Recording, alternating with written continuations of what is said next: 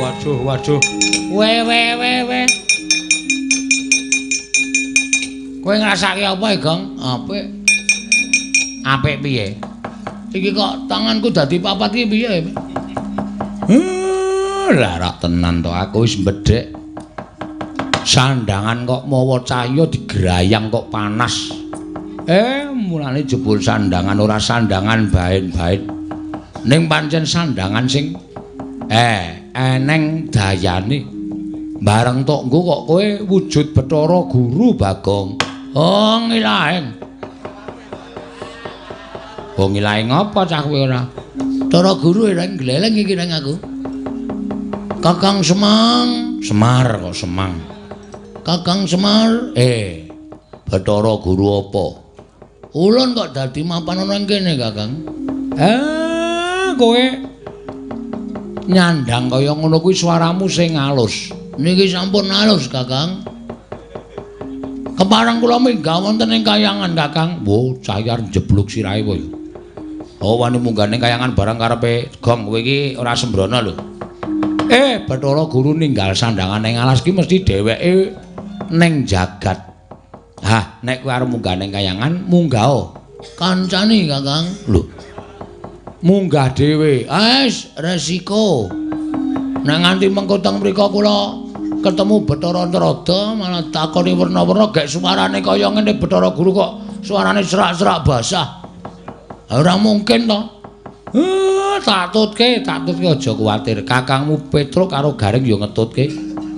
Kowe rasane ndi-ndi kowe lungguh ning kayangan sak tekane Bathara Guru engko le padha arep njaluk sandangan. Mergo nek guru ninggal sandangan ning alas ki mesti Bathara Guru duwe gawe ning jagat. Mekaten, Kakang. Iya. Oke. Ora nganggo oke.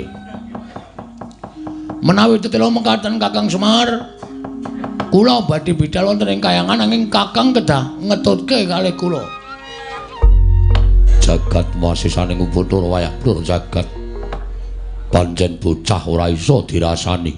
Paman, wonten dawuh nembe kemawon dados wirembagan menika boten pangling sowanipun misanggeni leres ngendhalipun Bapak Durna. Jebul nganti kadangipun sepuh anak kula Antasena. Nggih monggo klasa bantal digulungi. Kersanipun leres ngendikanipun Kakang Durna menika jebul wisanggeni malah sowan kaliyan Antasena. Iya. Menika saya kiyat saya santosa nggir kedah ngatos-atos. Bu Durna, wonten dawuh nggir? Wisanggeni sampun sowan. Lole kenthos walu gimbal manyar-manyar juk ning jungkul wana dadi alas-alas dadi wana. Saenipun kedah ngatos-atos nggih anggen paduka paring pangandikan mriki. Kula nuwun sewu wisanggeni menika sajaipun sampun gimbal perkawis sarta sampun nyametaken atur ing badhe kakaturaken dhateng paduka anak Prabu Ngastina. Baduna kasinggihan mekaten kasekicak lenggahipun kula batindang wisanggeni. Oh inggih kula semanggaken. Anak lanang Hanindita bocah mursid isa mikul mendem jero karo wong tuwa. Wisanggeni Badararja saprapta munggir cah bagus. Antuk pamujine Siwa Ngastina slamet tekaku, aku ngaturke bektiku katur ya wa. Ya tak tampa.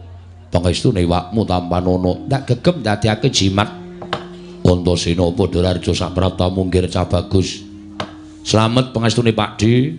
Aku ngaturke bektiku katur ya Pakdi. Ya tak tampa pangestune wakmu Ngastina tampanana tak gegem dadiake jimat.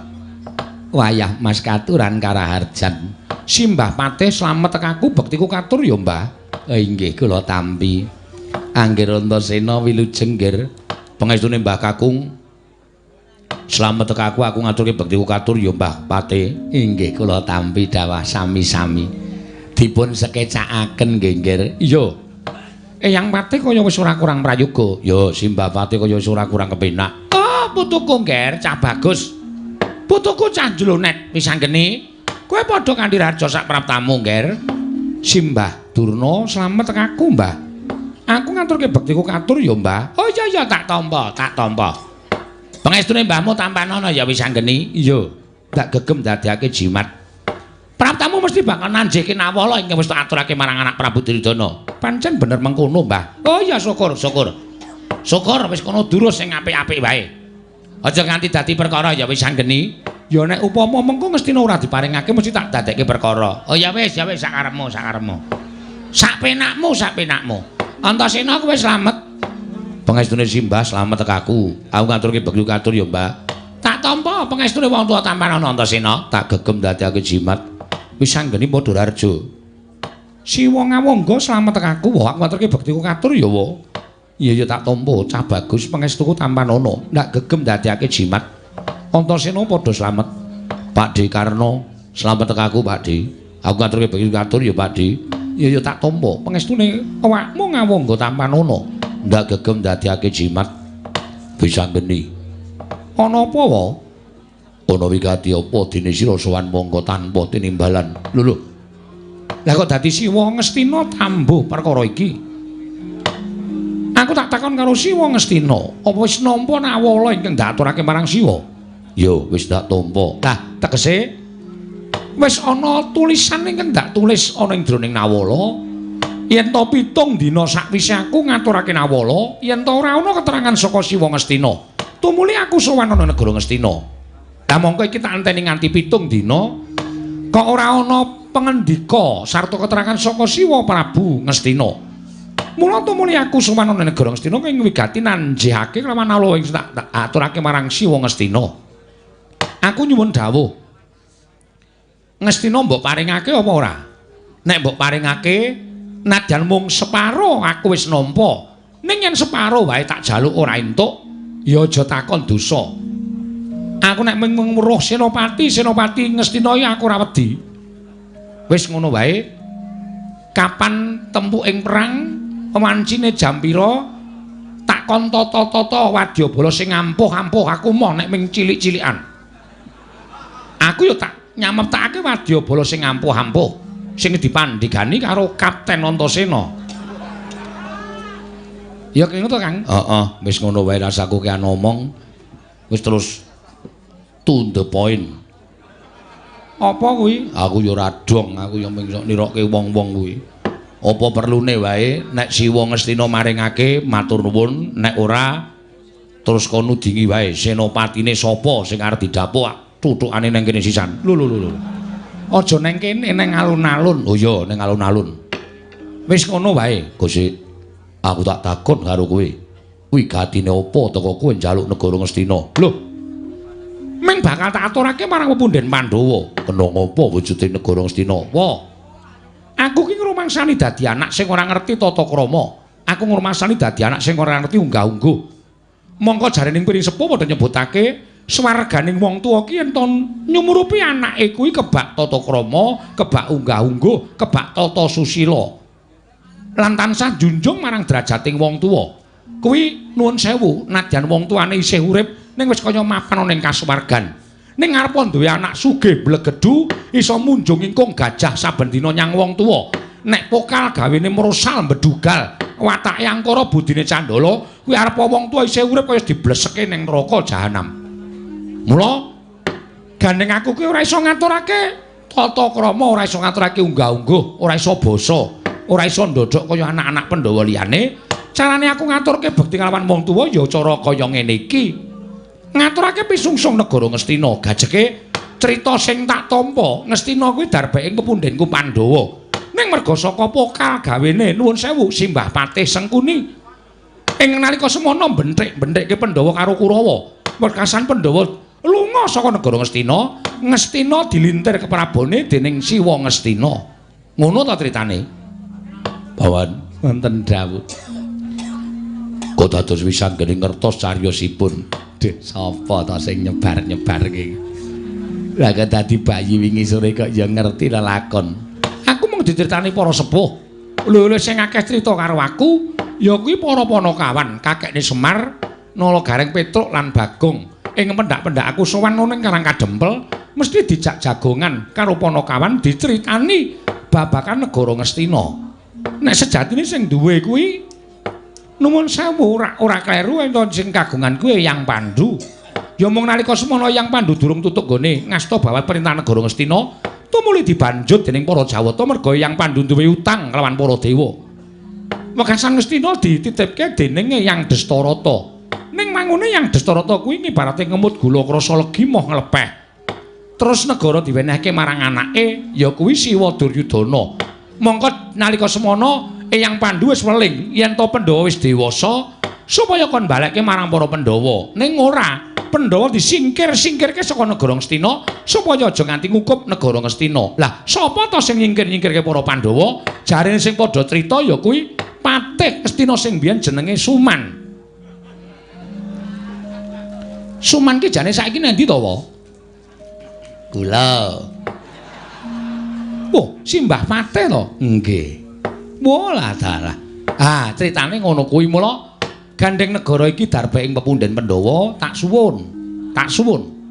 Siwa Ngastina kudu ngiklasake. Yen Siwa Ngastina kepengin mukti ya golek negara dhewe bebodro. Aja gampang sumendhe marang panguwasaning wong tuwa.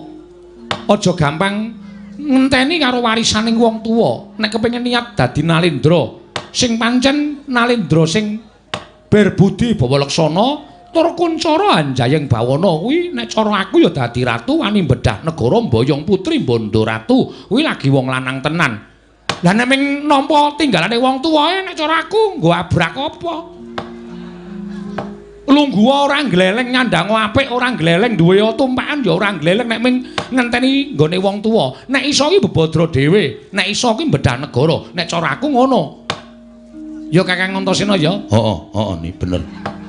Kok kaya ngragap ngantuk ya aku.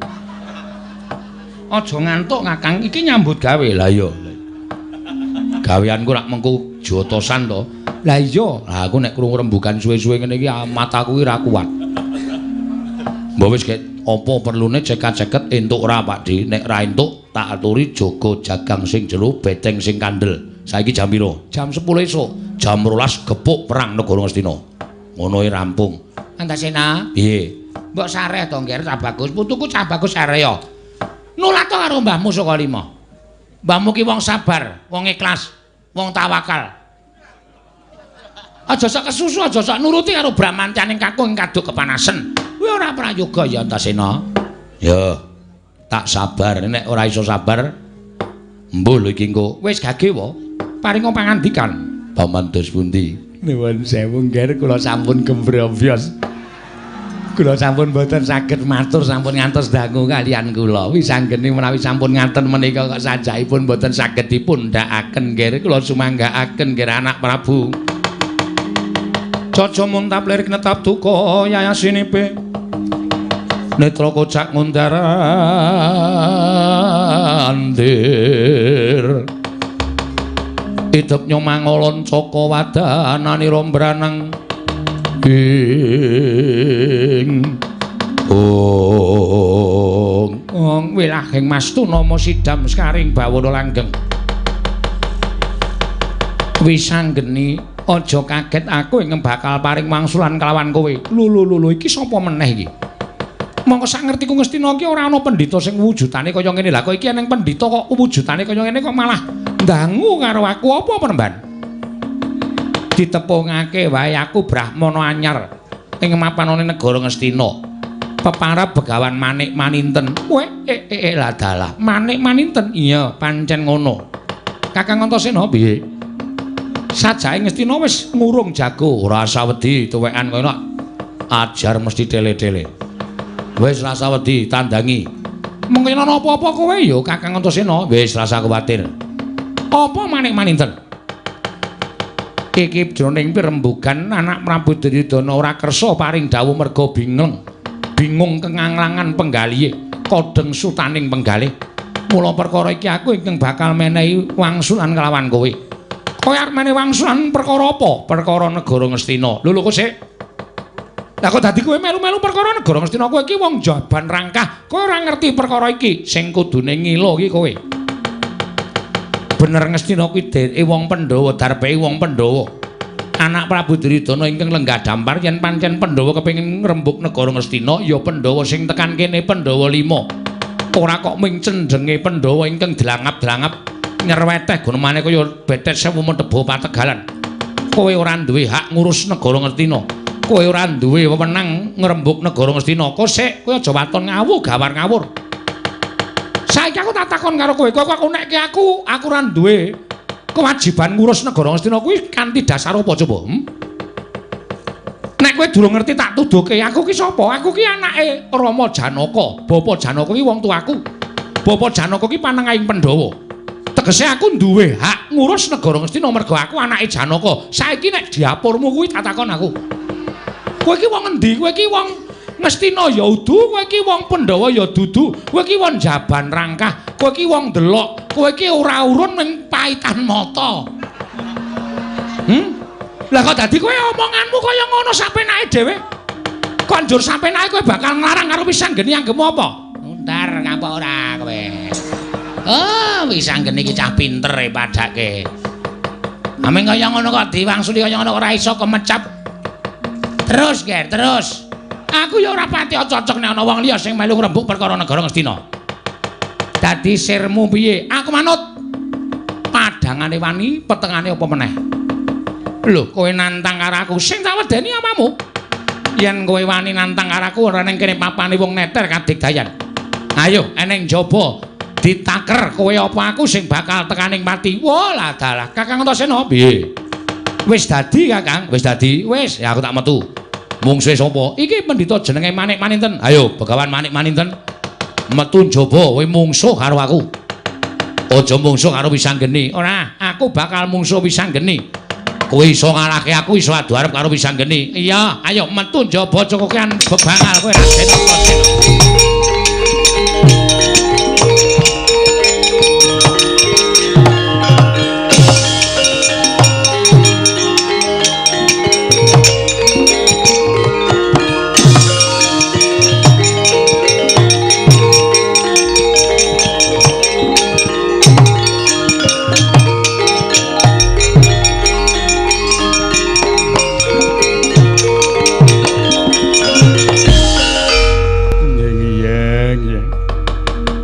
Kok iso gembrobos awakku lho nggir.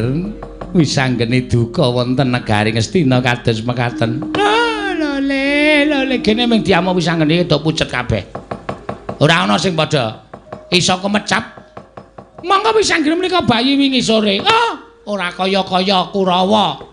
Pini sepuh Ngastina ki nek ngrembug mateni Pandhawa kaya yak-yak. Endi Pandhawa sing diracun, endi Pandhawa sing dinaiki supaya tekaning pati. Akhire tekani Wisanggeni kok Dek Pati nganti ora iso nyumet udut.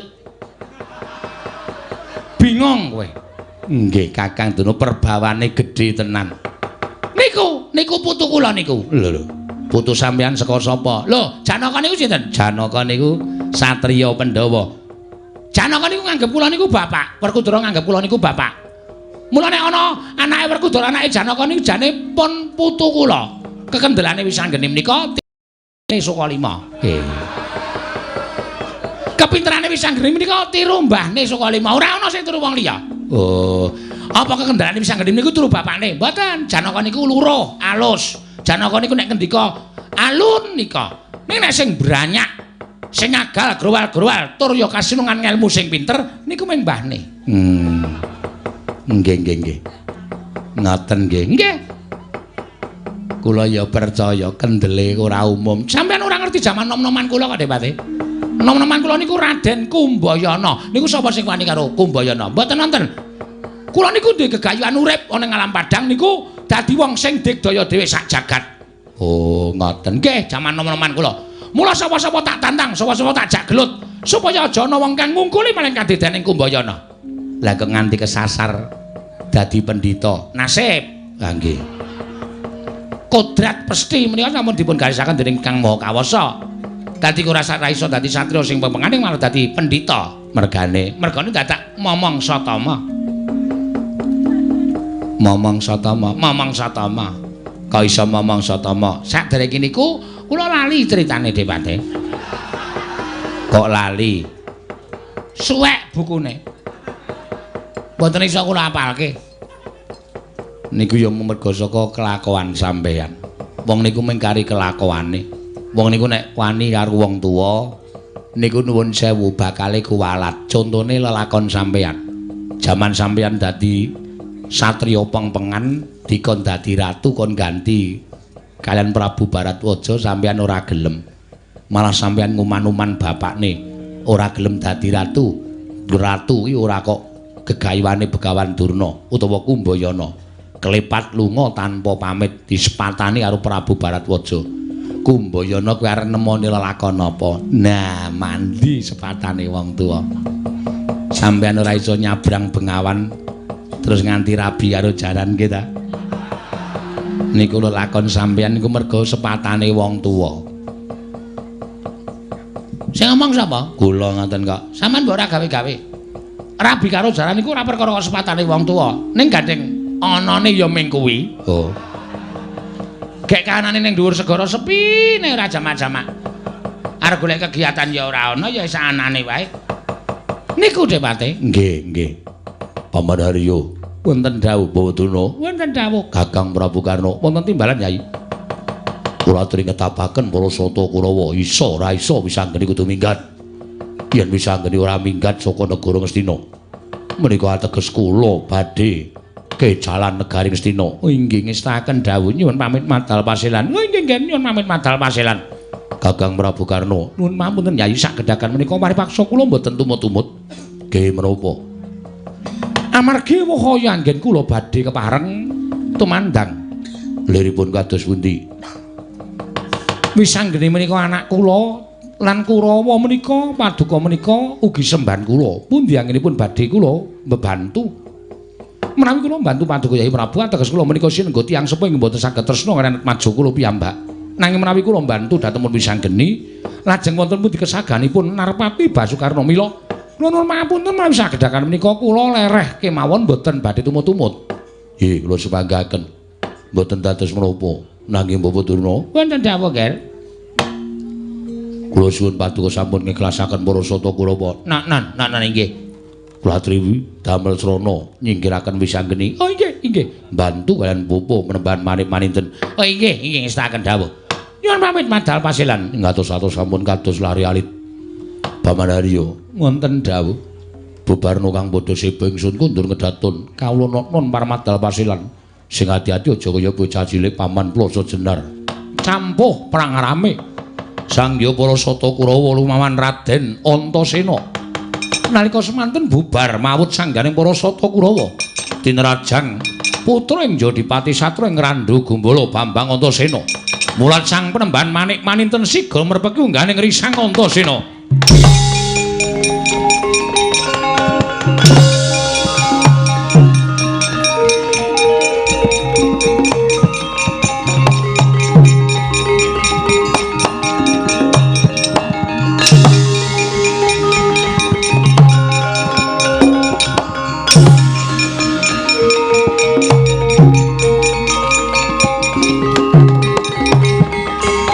Kuncing langit kelap-kelap katonir kincanging risang mawe kandung sabaran katulu ukir moyak mayik saking dias baliwur ing Kurawa bubar mawut ora iso dikukup kabeh padha sarang tunjang rebut ducung wedi karo kridaning Raden Antasena Raden Antasena ayo iki Begawan manik maninten tanding ana leganing atiku.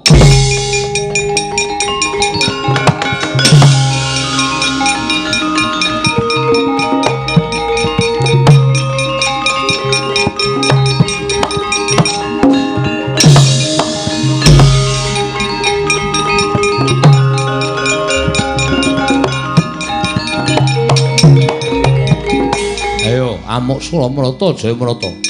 Ndi wong Kurawa ora ana sing wani nandhingi kridane Antasena. Ora menehake negara Ngastina. Kelakon tak amuk legane nganti kudamu dadi reca awakmu kowe.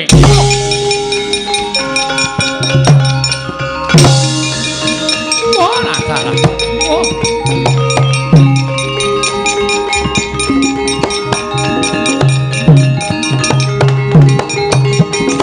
Waduh, Kakang Antasena. Ora ngerti sangkan paraning bilahe kowe didamu karo Begawan manik maninten nganti wujud reca kaya mengkene. Awakmu salin wujud dadi watu kaya ngene. Ya. Upama aku tak tandingi mesti ora urung bakal tanpa beda kaya sing mbok lakoni Kakang. Sumene ana ing mapan kene tak golekke. Srana supaya aku iso mateni Begawan Manik Maninten Kakang Antasena.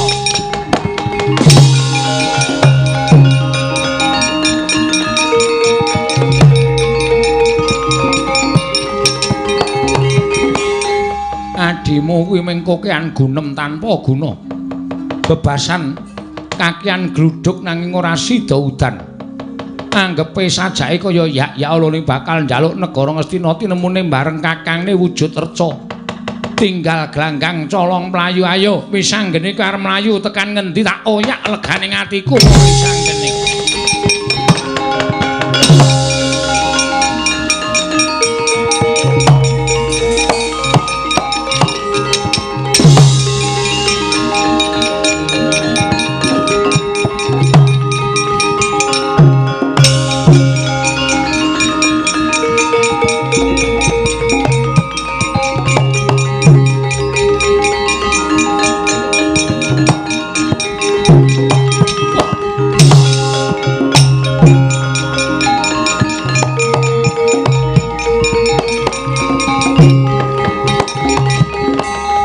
Mara Sang Arjuna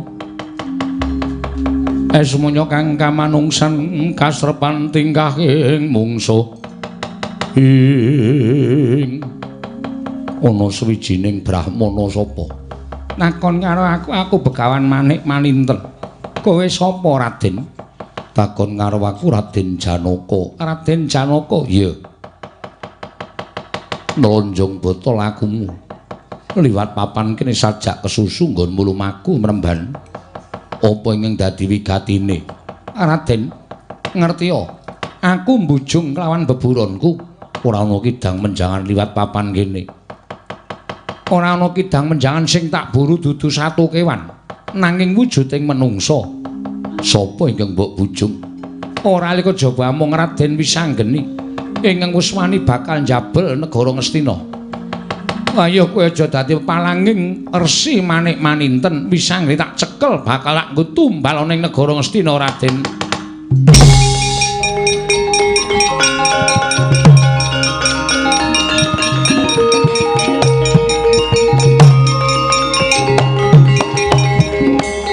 Anus maning jajalan apa kowe ora kulak pawarta adol pangrungu yen to Wisanggeni kuwi atmajaku. Wisanggeni kuwi anakku lanang.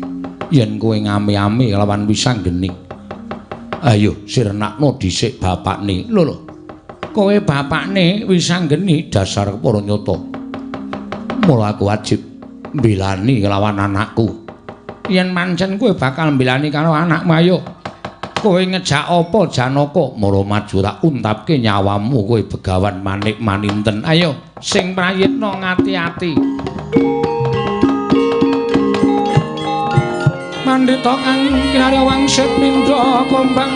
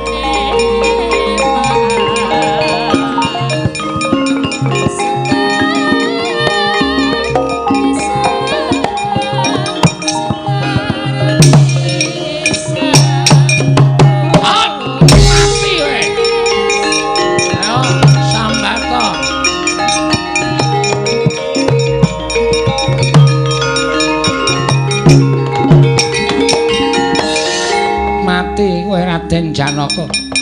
Ora beda karo Raden Antasena. Kowe tak damu dadi reca awakmu. Ayo sambata leganing atiku.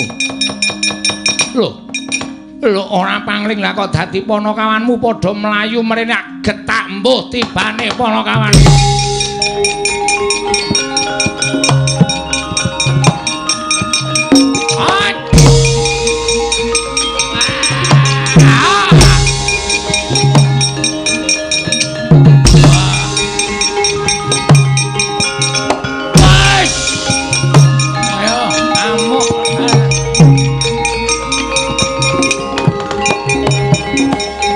Untal kabeh panakawan. Janaka, kowe dadi reja ning tengahing alas.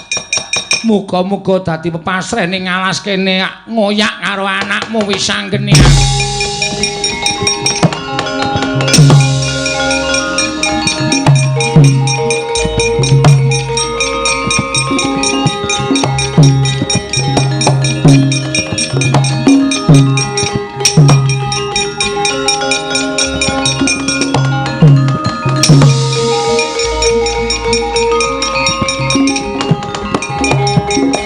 Kuncing langit kelap-kelap katon lir kincanging risang mawe gandrung sabaran katulu wukir moyak mayik saking Dyas Baliwur kocap kacarita sangya para panakawan ing nalika semanten ginetak dening Sang Begawan Manik Maninten kendhang kapracondhang kuntal kaprapal dawah wonten ing sak tengahing wana sak ngajenging guwa.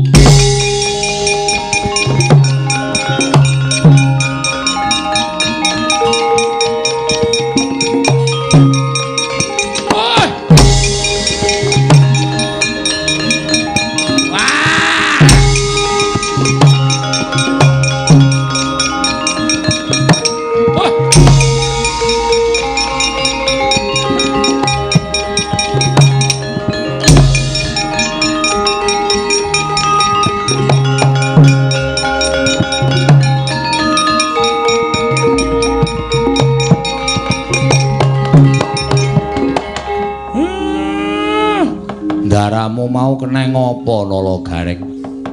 Ayo embung aku ya mengetutke kowe mlayu banter banget kok Mir. Kula ya mengetutke bapak mlayu kok bengak-bengok darane keneng apa kula dereng sempat karo Ndara. Wis digetak ana pendhita getak kula kuntal. Daramu kesanja mbaya. Mbok kena apa lah kok dadi awake wujud watu. Dadi reca kaya ngono kae. Nggih, Pak. Iki awake dhewe tiba ning alas. Monggo alase sajake kok durung tau diambah menungso. Ya mung aku kok bingung. Jroning aku tiba ning alas. Nyawang karo jroning guwa iki kok guwa kok ana padang trawangan kaya ngene. Guwane padang terus, engko gek ning menungsane. Engko gek do tinggu terang kicik ora. Lah dalam gua terang gawe cakepan apa jenenge bajing loncat. Dicek wae Mir. Dicek piye? Tileki apa sing marai padang ning jero gua kuwi. Engko ndak marai ya nek menungso nek udu iso lho. Jimat sing murup nang jero gua malah awake dhewe bejo. Coba tak tontone kaya ngapa Nala Garing.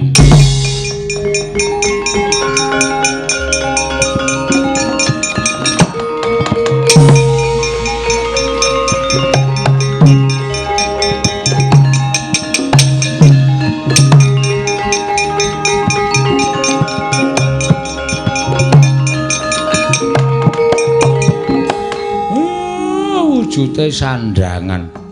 Nggih, Pak. Sandhangan sing disinggahke ning jero guwa, sandhangan kok gumebyar kaya ngene iki. Sapa sing wani nganggo? Wah, kula ora wani.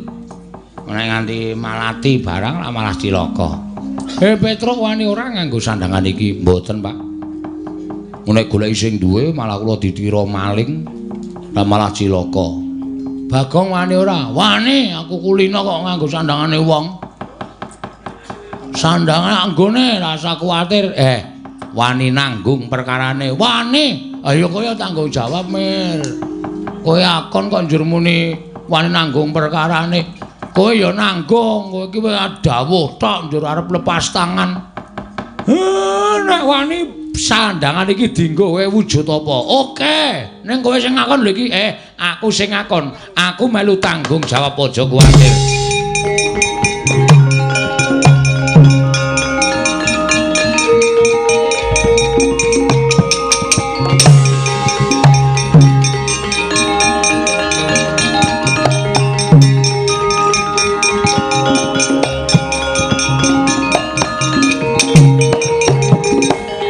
Waduh. We.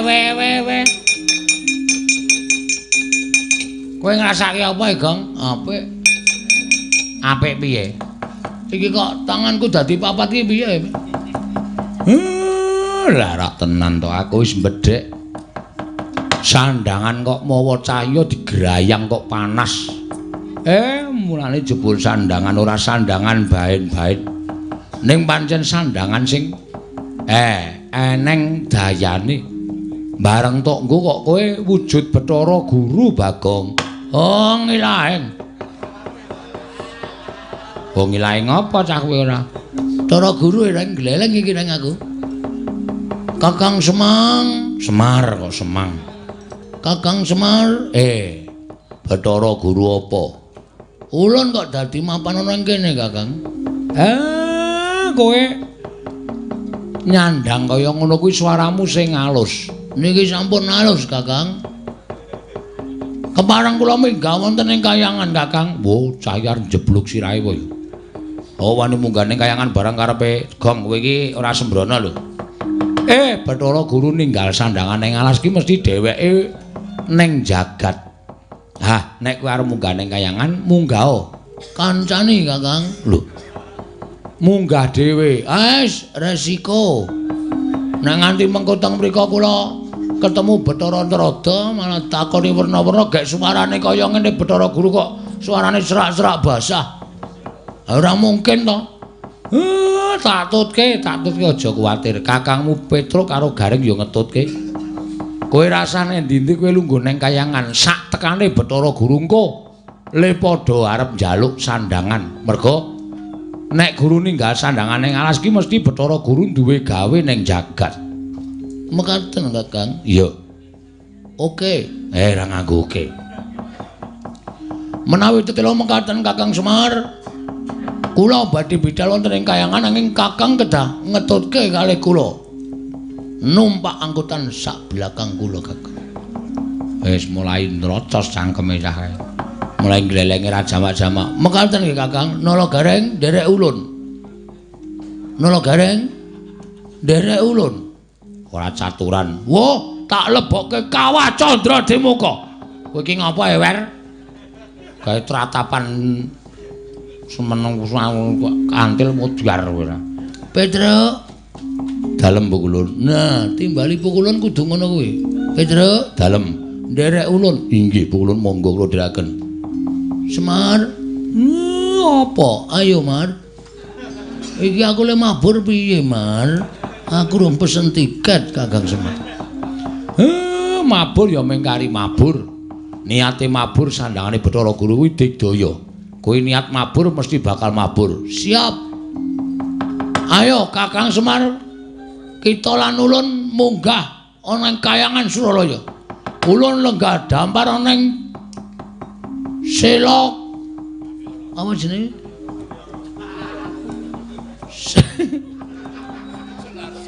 Selok Pamiyara.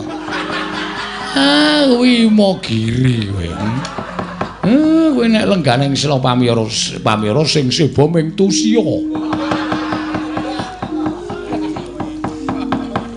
Selok Kondowaru Binangun.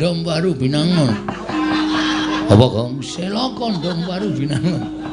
Kondowaru Binangun ora nggo M. Mbok lagi M, Mbok? Heeh. Selok Kondowaru Binangun. Ana Bale RK. Bale Martiu Kundamane. Ayo tak tutke men kapok Bathara Guru. Mekaten Kakang Semar. Monggo bidal dinten menika Kakang.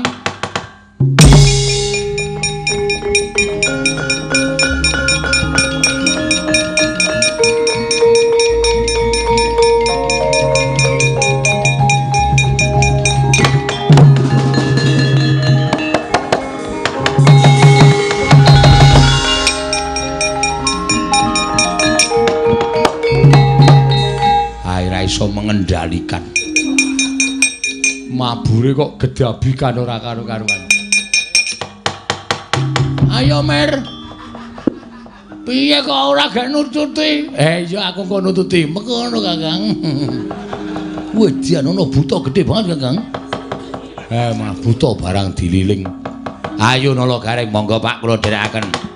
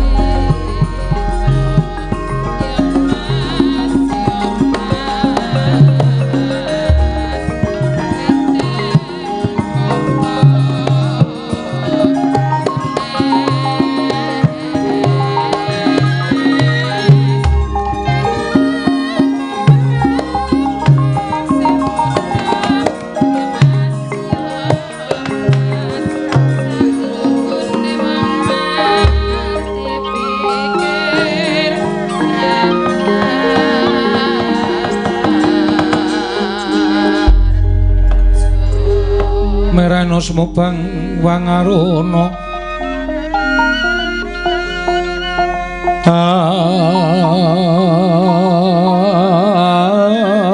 dinetraning uga rapuh sabdaning kokila ring kanikara sagatar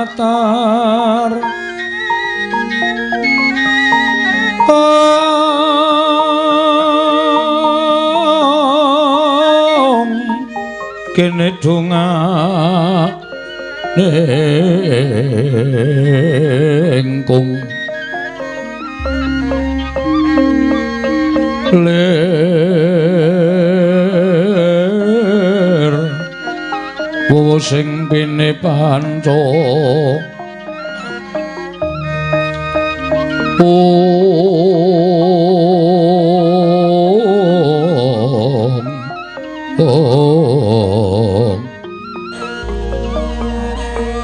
babatoking ayam wana mrak mangwoking bagakan om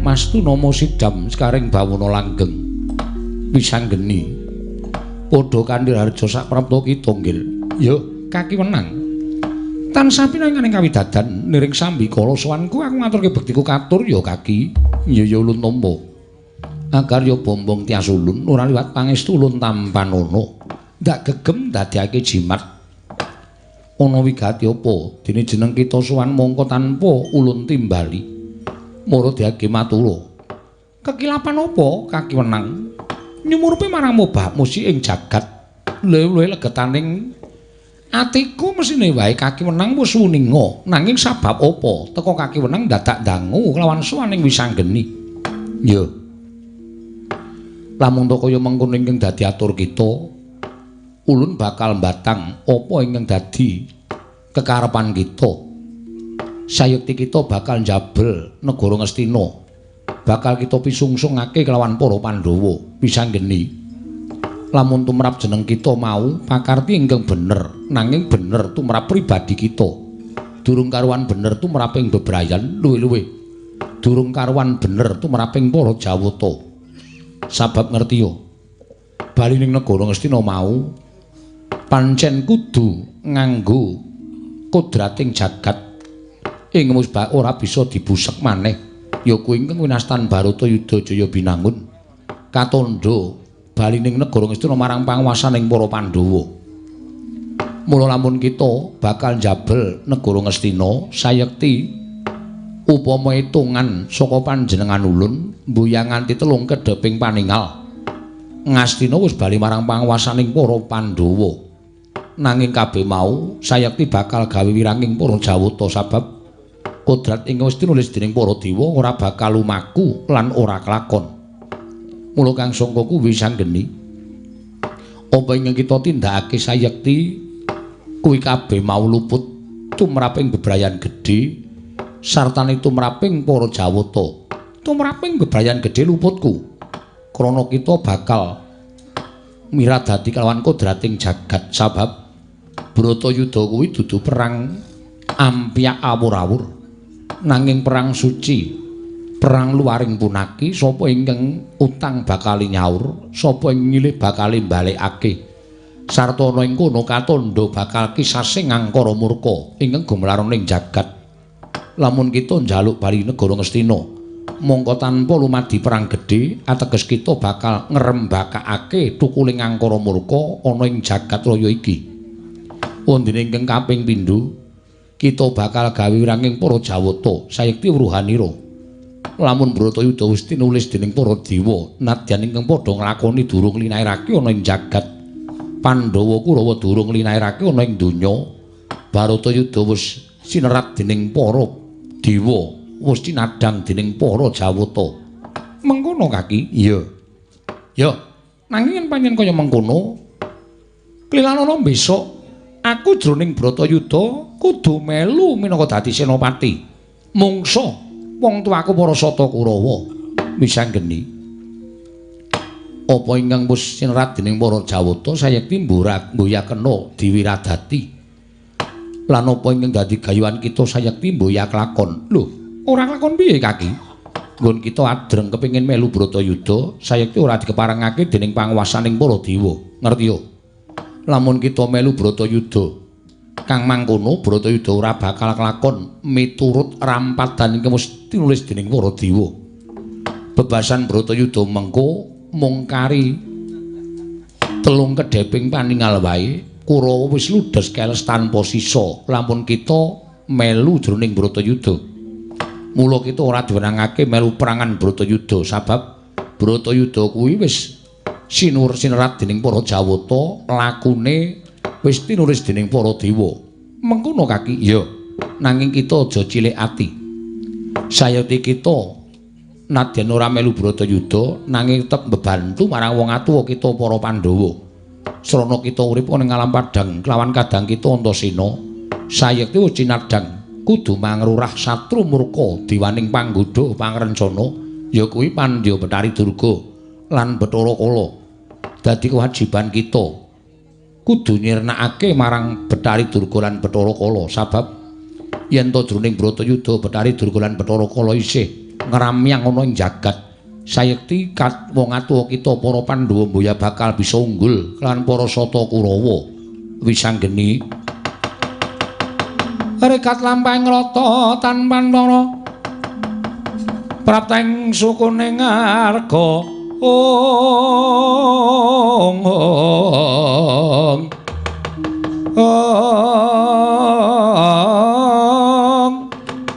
Iram kang luminga deneng saengga praja ing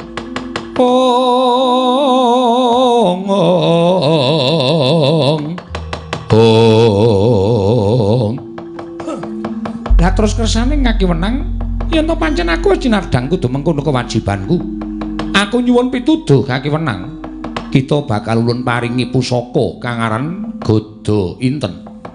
Jayekti bakal kinarya pusaka nggon kita besok bakal manglurah satru murka. Ya kuwi Bathari Durga lan Bathara Kala. Mengkono Kaki. Ya. Mula gage tampan ana lan kebat kita bali ning jagat rampung ana jagoning Kurawa ing ngaran Manik Maninten sarana kekuwataning Gada Inten. Sawise iku Gada Inten mung bisa kita gunakake sepisan nggon kita manglurah Bathari Durga lan Bathara Kala. Ya, Kaki Wenang ngaturake panuwun ingkang tanpa pepindhan. Aku nyuwun pailah bali marang jagat surti ing ati-ati ulun paring wujuding Gada Inten wisanggeni.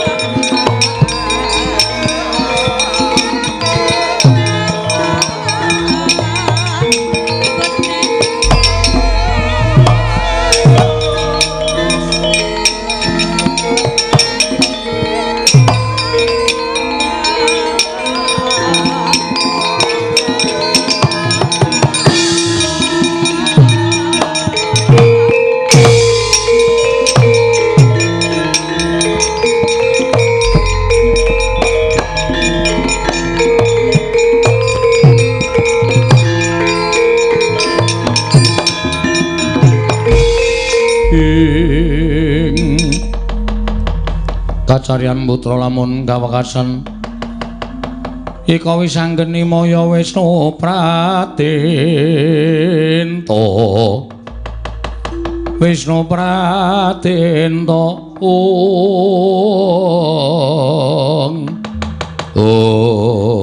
Kakang Antasena mesti wae aku gunemanake akeh Kakang Antasena bisa midhangetake kok dadi aturku nang aku duwe daya kekuatan gada inten Kakang Antasena tak grayang muga-muga waliya nirmala temajati jatuh mamulya ya Kakang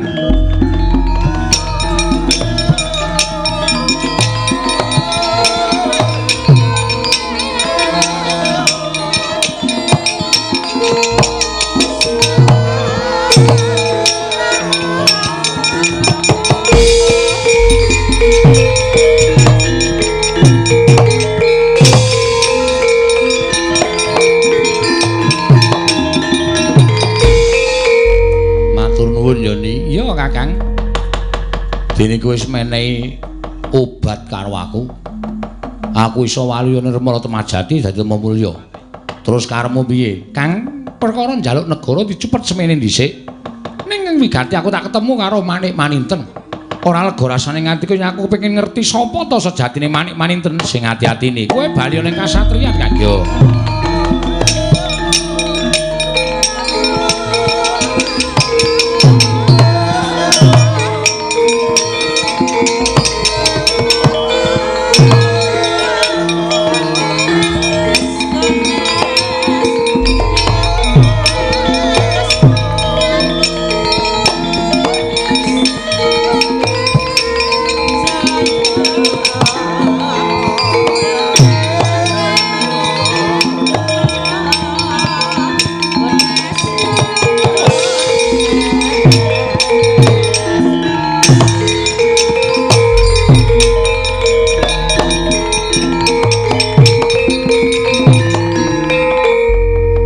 Bapa Janaka barang dadi korban.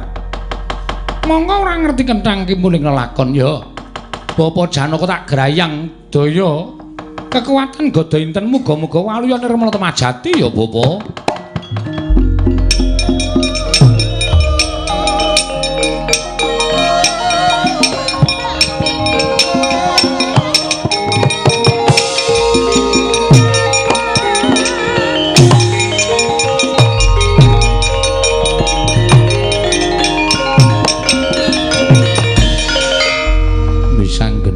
Apa Bapa?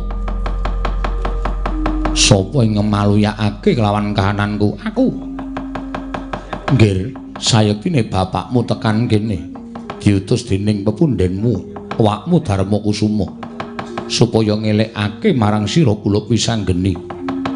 Ing wis wani bakal njabel negara Ngastina. Bapa Janaka, anakku lanang piye? Satemene aku wis sowan ngersaning Kaki Wenang. Niatku bakal gugat ngersaning Kaki Wenang dene nggonku bakal njabel negara ora dikeparengake jalaran Ngastina ana jago. Mongko jagone digdaya ya Wisanggeni. Dawing Kaki Wenang aku ora dikeparengake njabel negara. Sesuk mangsa kala aku duwe wektu dhewe iki narya labuh marang para Pandhawa mengkono nggih.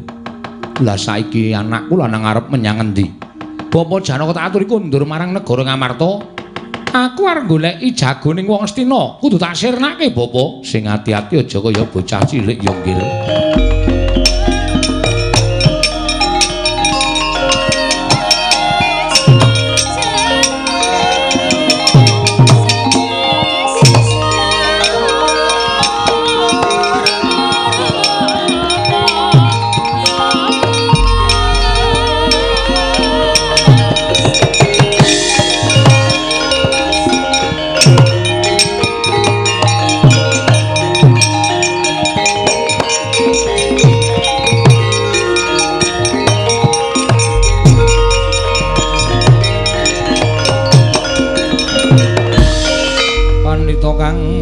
Wangsit Bindra kumbang ngajaping tawang susu angin ngendi nggone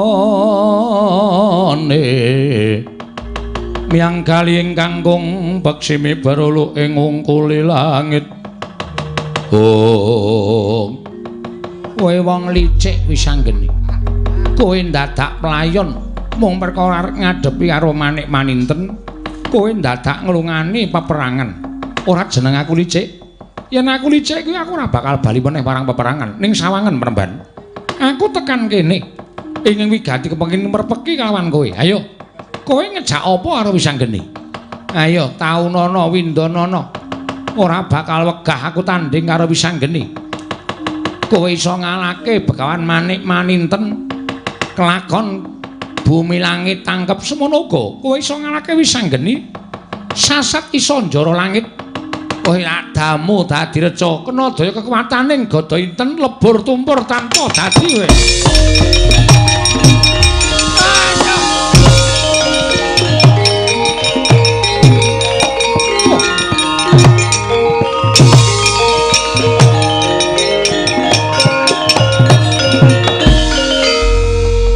Iki kaya kaki guru. Iya nggih.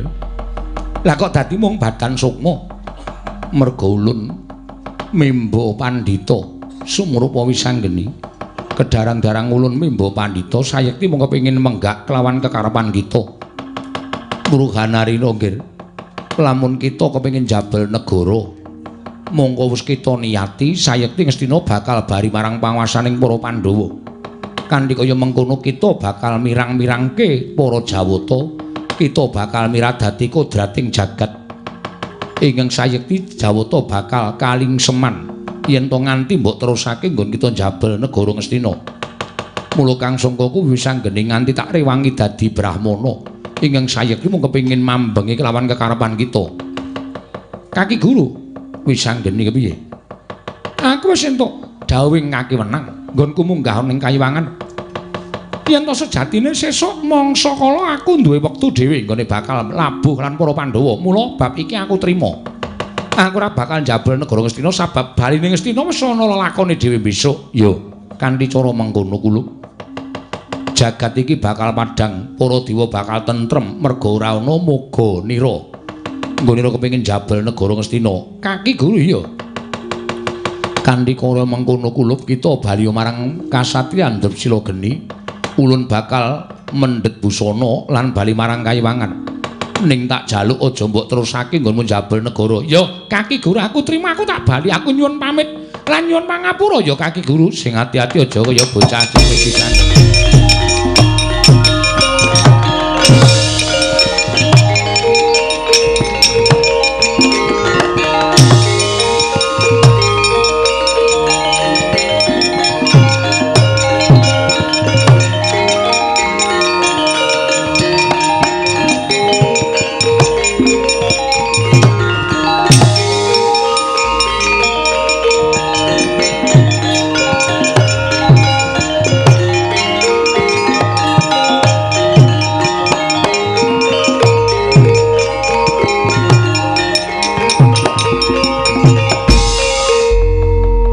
Papan iki ingkang dak nggo nyunggahke busana kaselak dadi pengantu-antuning Kakang Narada ya Kakang Kanika Putra nganti aku lunga saka Kayiwangan mongko tanpa pamit tak jupuke busana bakal ulun agem lan bali marang Kayiwangan Suralaya.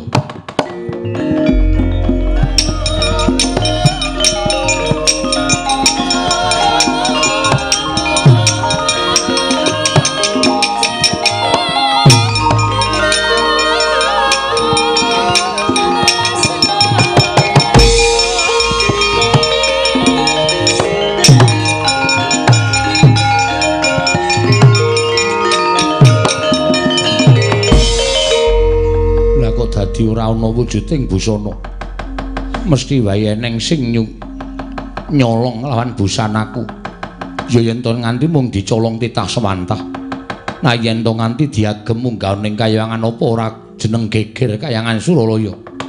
Kakang Narada, Kakang Kanika Putra kula ingkang sowan Kakang Narada.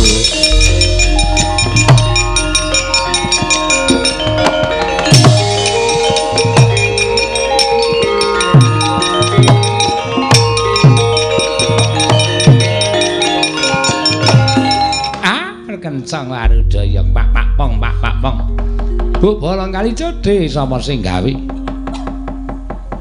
Kakang Semar kok wonten mriki? Hah? Tilik kayangan.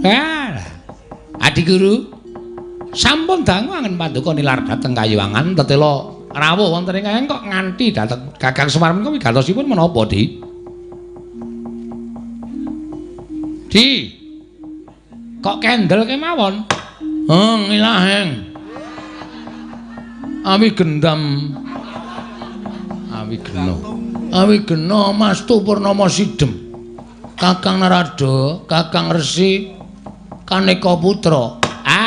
Di Guru wilujeng pangestunipun Kakang sehat walafiat. Kakang Narada samya manggya widada. Ya wati-wati. Kula wonten dawuh. Bar dahar apa ya Adi Guru kok suarane serak-serak kaya ngono? Kula piyambak mboten mangertos. Umumipun dewa menika daharanipun Pelemertangga Jiwa Jambu Dipa Nirmala.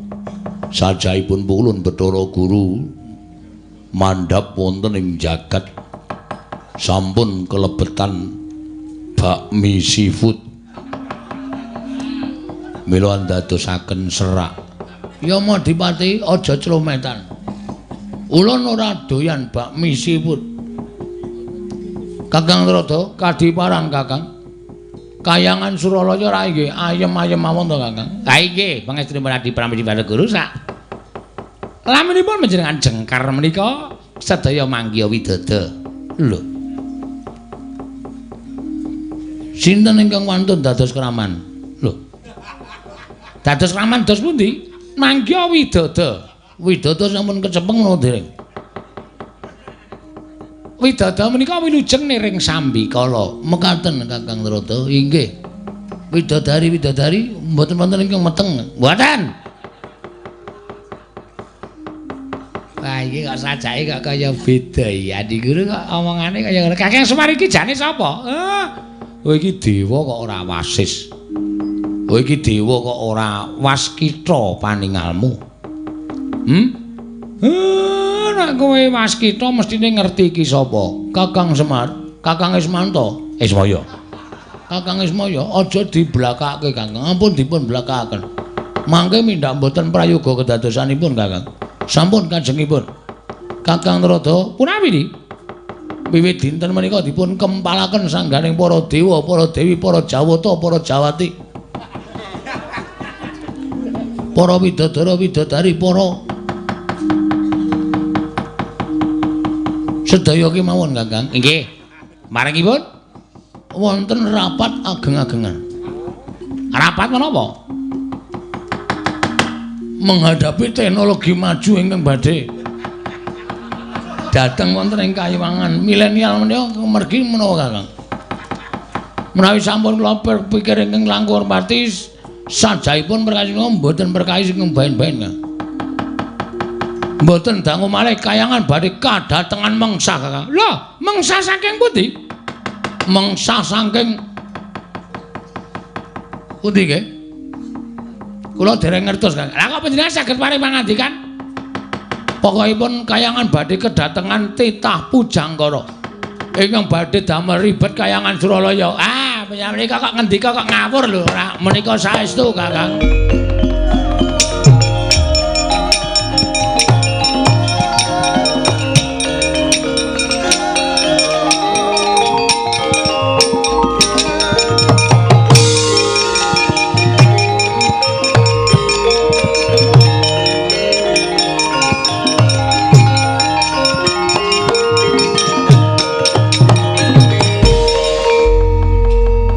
Kakang titahipun. Lho, menika kok Adi Pramesti Bathara Guru mongko kanthi badhang sukma kados mekaten. Kakang Narada kasinggihan. Lah menika sinten, Di? Menika sinten ingkang dados lenggah dampar wonten ing Selakanda Waru Binangun? Kakang Semar sampun mirang-mirangaken dhateng kula, Kakang. Mbok inggih sampun. Kula mandhap wonten ing jagat menika mboten damel wisuna nanging menggak kekarepanipun wisanggeni. Anggenipun badhe njabel negari Ngastina. Menawi wisanggeni boten kula penggak tanwan diwisanggeni badhe miradati kodrating jagat satemah para dewa badhe kewirangan Kakang sampun kados mekaten Kakang. Bathara Guru palsu ayo salin.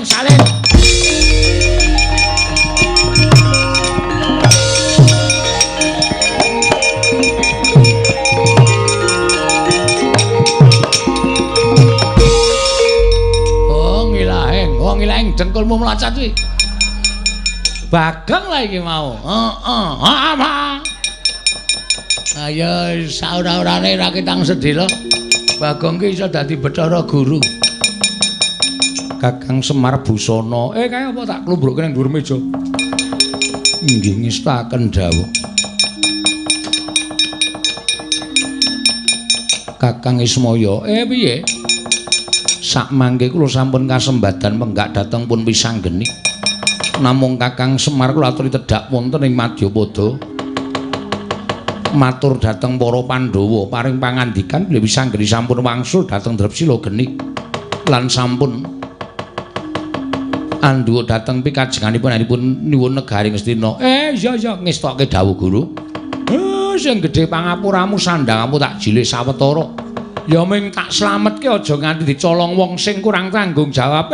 Bagong ayo mudhun ning jagat.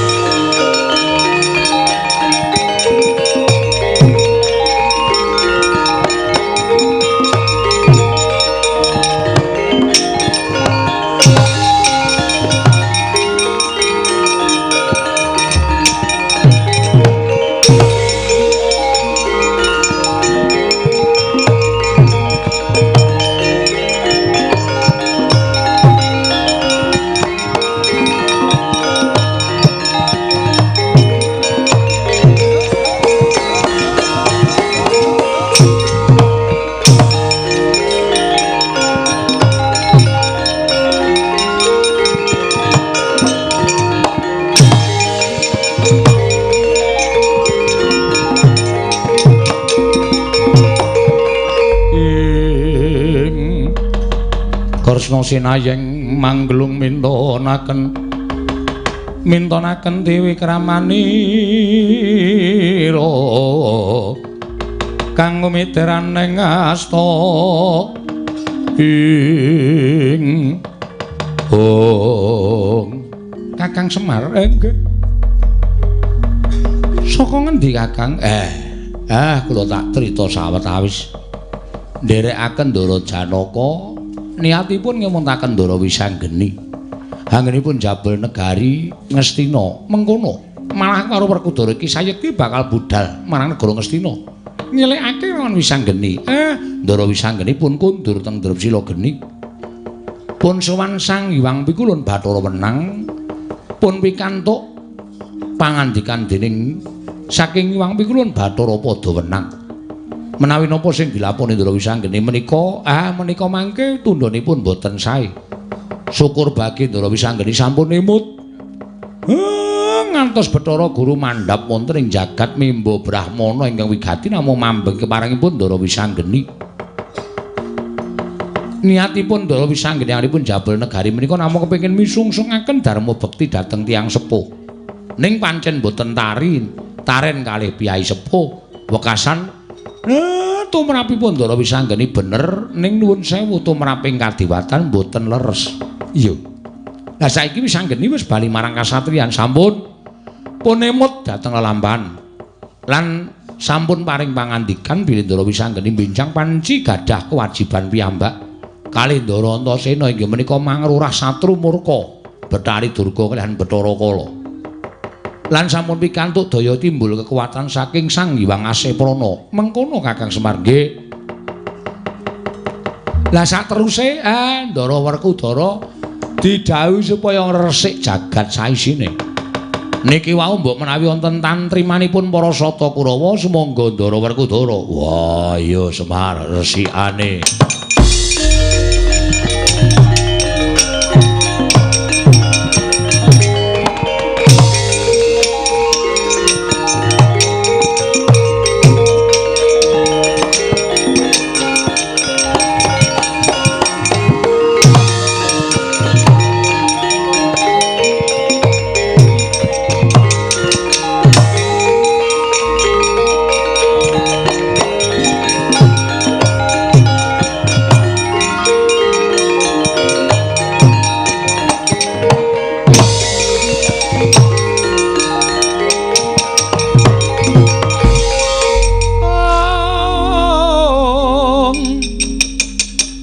Ande Bima kang simonapta Dursasana kang melawan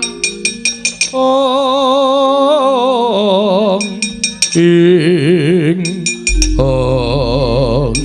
Baratara wis sanggeni sing gawe isin endi menungsane tak janture ning negara Ngastina wah langkauna bathange Werkudara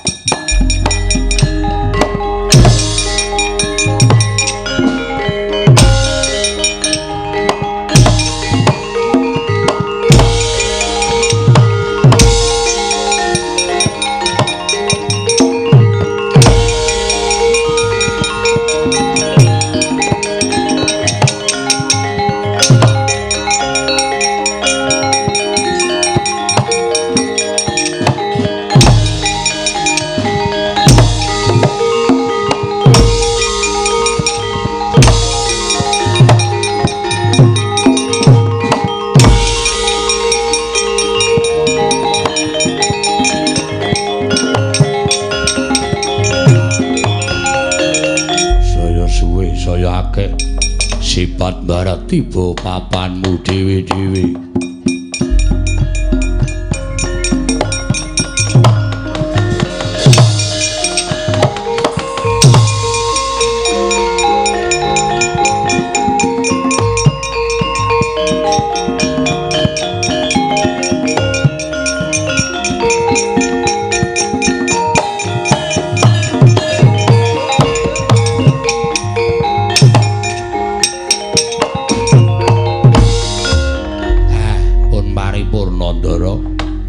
Madya Wusana sampun boten wonten ing ngarempit sedaya pinanggih wilujeng mugi-mugi sak pengker kula mriki pinaringana ayem tentrem semanten ugi kula sak kanca pinaringana ayem tentrem nirbaya nirwikara durga mendhak kala sirna nggih Den